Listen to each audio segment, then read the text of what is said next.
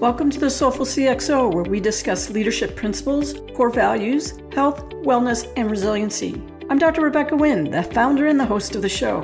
Do you have a topic or guest you would like to be featured on the show? Would you like to be a sponsor? Please reach out to me on LinkedIn or email me at rebecca@soulfulcxo.com. Please go to our partner, Cybersecurity Tribe, for weekly show recaps and other resources.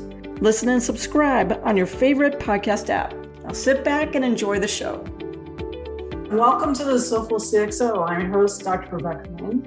We are honored and pleased to have with us today Dr. Cavoukian. She's recognized as one of the world's privacy experts, served an unprecedented 3 terms as the Information and Privacy Commissioner of Ontario, Canada, is creator of the Privacy by Design framework, which has been translated into 40 languages.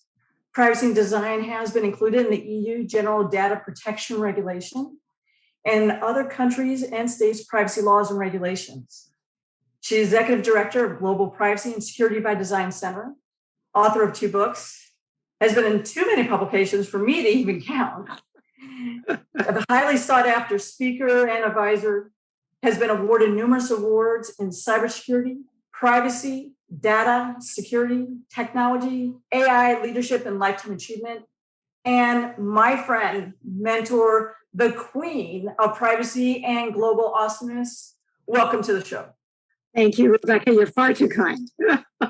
As we talk on the show, we talk about privacy by design. That's what you're well known for in creating that framework. But not everybody in our audience might be really familiar with what that is, what's the principles. So can you briefly tell us what that is and why did you even think about creating it? It was so interesting. I was appointed privacy commissioner in 1997. And when I first started, what was really interesting was, you see, I'm not a lawyer, I'm a psychologist. I studied psychology and law, but my background is very different. And so when I first started, I noticed that the approach the office took to privacy issues was always after the fact, after the data breach, after the privacy infraction. You apply the law, regulatory compliance, and that's very important. But I wanted something proactive that could prevent the privacy harms from arising. I wanted a model of prevention, much like a medical model of prevention. So I created Privacy by Design literally at my kitchen table over 3 nights, and then took it in the office and sold it, so to speak, to all my lawyers. And eventually they got on side because I was saying it's not one versus the other. It's both. Proactive measures to try to prevent the harms from arising. Privacy measures we could bake into our operations, bake it into the code, into the design of your operations. That complements regulatory compliance, which comes afterwards because there will invariably continue to be data breaches and privacy infractions. So this took off. And in 2010, Privacy by Design was unanimously passed as an international standard by the International Assembly of Privacy Commissioners and Data Protection Authorities. So then it really took off. It's been followed all around the world, translated into 40 languages. Actually, it's 41. It was just translated in Mexico last week. So it continues to grow, and it's all about win-win. You do privacy and security, privacy and data utility, not one versus the other. Well, that's awesome. And I do like that positive sum attitude because that resonates throughout leadership. Today we talk a lot about healthcare, especially after COVID 2020. We talk about data and keeping data in perspective and how we use that. I know you have great thoughts upon that, and you also had a lifetime thought about that and how you could do that in leadership. Can you explain to everybody a little bit about how your viewpoint has come from not only a personal perspective and what happened with you in healthcare, but then how it translates today and how we're doing passports and vaccines and things along those lines? What permeates through all of this is my rejection of zero-sum models. Zero-sum means you can have one interest versus another, win, lose.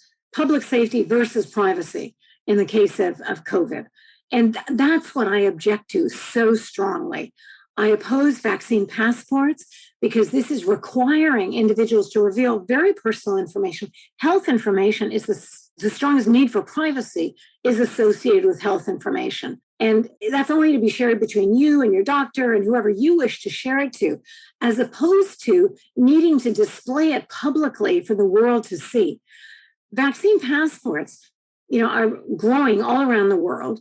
And some say that this will be the strongest form of surveillance that we've ever seen. Because wherever you give an indication, you show your vaccine passport, it's associated with your name, with a personal identifier that identifies you, like your driver's license or a health card or something, which is linked to you. And this is linked to the geolocation where you reveal this information. So with increasing collection of this kind of data all around the world, you're going to have tracking surveillance like we've never seen before. That's what's appalling to me. And individuals will have no control over this information. And privacy is all about control. It's about personal control relating to the use and disclosure of your personal information. Look, if you want to get a vaccine and you want to tell the world, be my guest. That's your prerogative. But you have to allow individuals, especially individuals who cannot get vaccines because of allergic reactions they have that do not allow them to get their vaccines, immunology problems associated with getting vaccines, that they can't do it. So they may not want to share that information with the world. It has to be their prerogative. You can't demand it. That's what I object to. And it's the old zero-sum model coming back. Wow, we have to take care of public safety, so forget about privacy. No, you don't forget about privacy. You find a way to build it in and have both. It's called positive sum as opposed to zero sum, multiple positive gains, not one interest versus another. And that's what I want to grow in terms of privacy by design, applying to this area. So many people have been in contact with me saying, oh my God, we don't want to do this vaccine passport thing, but they're making us do it. And there have been protests all around the world. Here in Toronto, Canada, people working at hospitals all throughout the city protested 3 days ago as saying, we object to being forced to reveal our vaccine status or lack thereof to the world. And these kind of protests have been taking place all over the place. In Paris last week, in Brazil, all over the world, you're seeing protests like this. People want to preserve their privacy and have public health. You can have both. And that's the messaging I'm trying to get across, that we have to get rid of the either or win-lose model, because that will ultimately lead to everyone losing out. We can do both.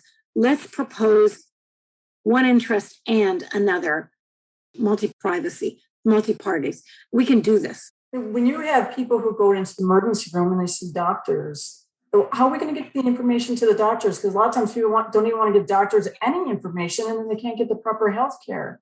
So what do we do in emergency situations like the pandemic we just had, where information has to get to doctors very, very quickly? And sometimes it might even have to show on a board to make sure that you get things quickly. How do we keep that in context? Of course, in emergency rooms, healthcare context, hospitals, of course, they need medical data. They need data about you to give you the proper treatment and care that you require. That's why you're presenting yourself at the hospital or ICU or whatever. So we have very strong health information privacy laws. Here in Ontario, we have PHIPAA, the Privacy Health Information Privacy Protection Act, personal health information. And it's very strong. And it basically says, look, you have to give information when you're getting treatment and care. That's the whole point of you presenting yourself. So the fact that you're presenting yourself is consenting to the use of your data, but for your treatment and care, not for disclosure to the rest of the world. It has to be in the context of taking care of you, giving you much needed treatment, and it will be used in that context and only in that context. Then it will be protected very, very strongly. PHIPAA provides the strongest privacy protection. And in the United States, of course, you have HIPAA. So we have very strong measures to protect health data, which are much needed. But that doesn't mean you have to give up your privacy in order to present information for your treatment and care. Spinning on the topic that you talked about, surveillance, you've worked quite a bit with smart cities, and we hear that quite a bit too, on people being able to identify and not identify people, keep out the bad guys. You worked on a great project with that, partnering with some really top companies. Can you go ahead and explain that project to us and what that was about? That was the Side Labs project. Of course, it was so interesting. It started out beautifully. Sidewalk Labs approached me.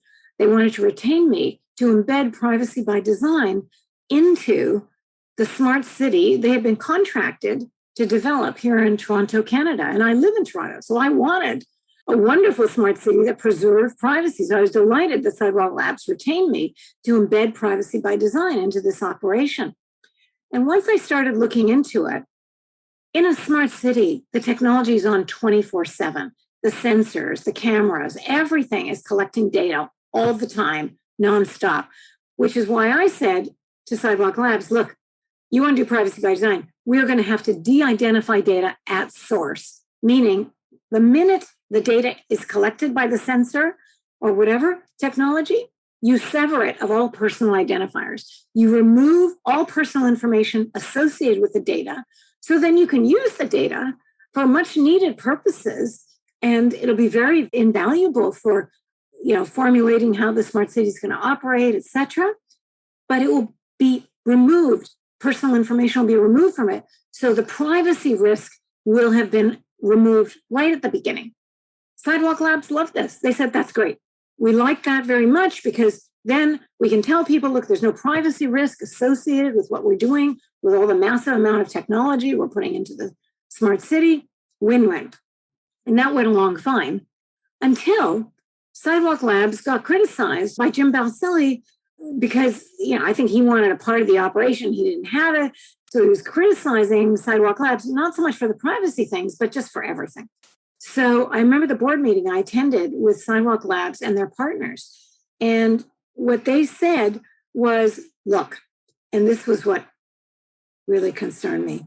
They said to the IT companies in the board meeting who were part of the smart city operation, they said, look, we encourage you to de-identify data at source. But if you can't do it, or if you don't want to do it, we can't make you do it. It's not the law. And I knew I had to resign then because, you see, they didn't come to me and seek my views on that because they knew what I would say. I would say, don't do it. And I would also have said, give me 1 week. Let me go to Waterfront Toronto, who is the group that had hired Sidewalk Labs to build the smart city. Let me go to them and say, you make a stipulation. Any IT company who wants to work with us on this smart city operation, they must de-identify data at source. And they would have done that. But they didn't. Sidewalk Labs didn't want to take that risk, I guess. And so they just presented it like this. So the next morning after the board meeting, I resigned publicly. And I remember Don Doctoroff from New York City contacting me saying, what's going on? This must be a mistake or whatever. He didn't know what I was doing or why I was doing it. And I said to them all, look, you knew this is the position I would take. I can't live with, do whatever you want with the data and don't strip the personal identifiers. And simply, I cannot do that. The good news was after I resigned, first of all, you would not believe how many media interview requests I had from all over the world because no one could believe I was resigning from such a fruitful position. They didn't believe I was doing it. So I had all these interviews. But the best part was Waterfront Toronto, which was the organization that retained Sidewalk Labs, they approached me directly and they said, come work with us. We believe in what you're saying. We want everything de-identified at source. Come work with us. So you see, this is the thing with smart cities. You can do privacy embedded into the design of the operations of the smart city. So you can have privacy and all the smart city functionality that is being developed to make the city operate more efficiently, et cetera. You can do both. It's not the dated zero-sum either or win-lose model. Get rid of that and do both. And now I'm working on some other operations relating to smart cities. I'm on the International Council of Smart Cities. So this is the messaging we're advancing. And Sidewalk Labs and that whole smart city operation has died, gone away. I love that story because one of the other great leadership truths it says is we have to live your truth and don't allow yourself to be compromised. And because you stuck up for that, we saw all the great things that come from that. I mean, worldwide now, you even have a bigger viewpoint on that. I know you talk about it daily about smart cities, de-identification, and give you a bigger platform on those lines. And other cities around the world who are doing smart cities have sought out your counsel on how to do that. Great point for all our readers to go ahead and learn that. Do the right thing always. Privacy by design, don't compromise on it. One of the other great things that I know you talk about, because we hear about this quite a lot on developers and how developers get beaten up all the time that they're not embedding security and privacy by design and by default. Do you think that's a fair criticism that developers are just being lazy and not trying to do a good job? Developers have to get connected with this. They can't say, well, it's not what we do. You have to do it. If you don't have the talent or the expertise to do it, retain somebody. I've worked with so many companies who at the beginning say, this is too complicated. We don't know how to do it. And I say to them, it's not that complicated. If you're collecting personal information from customers, from citizens, from whoever, get their consent. You need to get their positive consent at the time you are doing the data collection. That way, you win, they win. They know how you're going to use their information. They've consented to it, which frees you to use it in the ways intended. Then, again, it becomes a win-win and it builds trust like no other. There's such a trust deficit right now. And if you want to build trusted business relationships, you have to get into this consensual model involving your clients, your customers, etc. And once you do that, you're golden because they will trust you. You will retain their business. It will attract new opportunity. It's a true win-win. We can do this, but we have to get companies on side to realize that it's not that big a deal. And then when I say to them, the other thing you should do is develop a data map. And they look at me and they say, huh? And by that, I mean, often companies will have consent for the initial primary purpose of the data collection. Right up front, they get consent, company's happy, fine. But then that information is retained within the company. And often it flows to a multiple number of different departments who may be exceeding what has been consented to in terms of data collection. So what I urge companies to do is develop a data map, create a flow of the data throughout your organization, what other departments it may go to, what additional uses it may be exposed to, and if there are additional secondary uses, then flag them and go back to your customers and say, oh, we have this secondary use that we would like to use your data for. We think it will benefit you in this manner. Could we please have your consent for this additional use? Customers love that because you're going back to them for consent. They always say yes. That's what I'm told by companies because they now trust you that you're going to go and approach them if new uses arises. So again, it grows the win-win model with the data map, and it also protects you as a company because you're retaining the positive relationship you've developed with the customers. And in fact, you're growing that. So there are so many ways to do this in a win-win manner. Is privacy by design more of a legislation issue? Is it a technology issue? Is it a people issue? What do we do to make it a better future? It's great if it is embedded in technology, in the law, there's no question. And laws all around the world are actually being upgraded as a result of the General Data Protection Regulation that came into effect in the European Union in 2018. That includes, as you know, my privacy by design, and privacy is the default, one of the essentials of privacy by design. And when they included that in the law, countries all around the world wanted to upgrade their existing laws because they may have had what's called essential equivalence with the previous law in the EU, which they want to maintain and preserve because there's so much business that they can engage in with the EU. So when the law was strengthened in this manner in the GDPR, including privacy by design, then countries all around the world started including privacy by design into their operations. I just heard from Brazil a few months ago, they have a new privacy law which includes privacy by design, and they want to get my views on it and things of that nature. So we continue to upgrade existing laws with privacy by design. But don't just leave it to the law, embed it in technology. I always say to people, it's great to have the law, but some of my colleagues, former commissioners have said, laws only reach the tip of the iceberg. The majority of the privacy harms remain largely unchallenged, unknown, unregulated, because they're being done through social media, all kinds of online connectivity. We don't get to it. So if you embed privacy directly into technology, bake it into the code, make it an essential component of your operations, then you don't have to worry about it. You can't forget to do it. It's always present.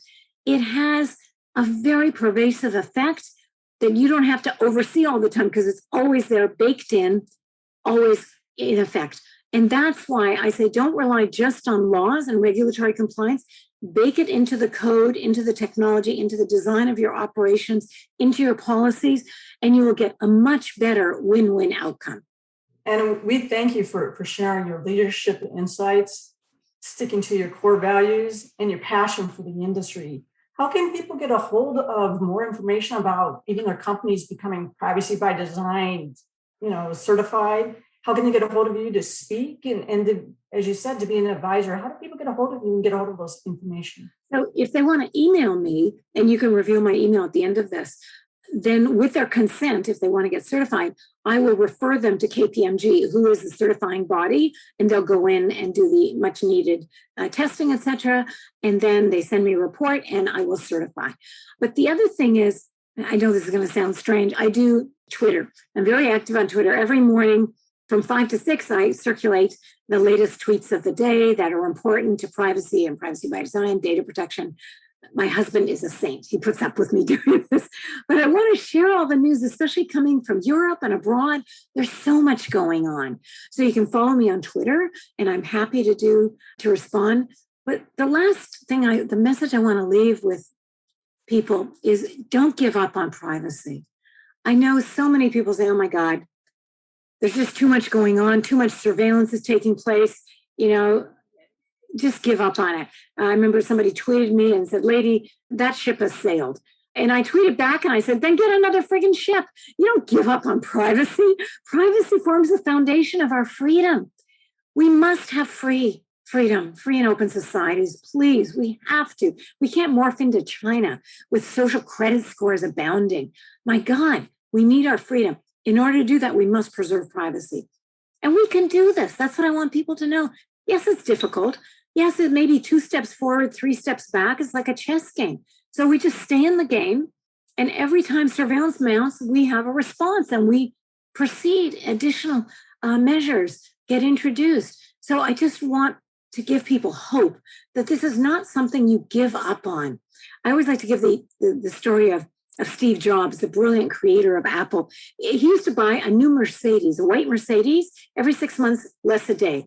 And then 6 months less a day, he would take the Mercedes into the dealership and buy another one. And this kept going on until he died. And you went, well, why did he do that? Because in California at that time, you had up to 6 months to get a license plate number on your new car.